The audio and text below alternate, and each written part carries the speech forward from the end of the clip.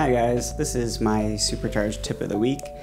I have been driving for a long time, and surprisingly, despite how bad of a driver I am, I've not gotten in a lot of accidents, and I've always attributed that to being cautious, but there's one thing that has given me that extra caution, and that was from my original driving instructor, who taught me behind the wheel. Now this guy was an asshole. I hated him. He was mean, rude. He left me in the car for an hour during the lesson to go buy some flowers for his wife because they got in an argument, and then he told me that that would make it so he would get laid that night in more crude terms than I just put them.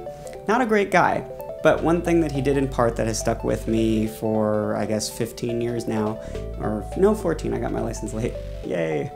Anyway, what he told me was that if you pay attention to the cars in front of you, you'll know what's going on the road. So you might be thinking, okay, well, obviously, because you need to pay attention to the car in front of you, but what he was talking about was further down the road, and also, as well, the cars behind you. So if you look really far up in front of the road or really far behind the road, and, you know, obviously you don't want to be paying attention to that most of the time, but like 10% of the time or 20% of the time, you can make those little checks in the rear view mirror or look further ahead. And what that does is it gives you an idea of how people are reacting to traffic ahead of you and what you're going to be hitting in, you know, the next 5 to 60 seconds potentially.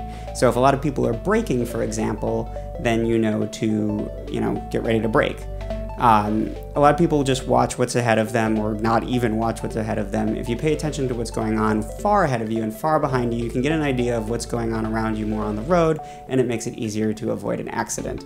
And while I attribute the majority of my lack of accidents to not driving very much, I still drive enough that, thousands and thousands of miles have gone by and I haven't been hit or hit anyone in over a decade. So that worked for me. Hopefully it will work for you, and that's my tip of the week.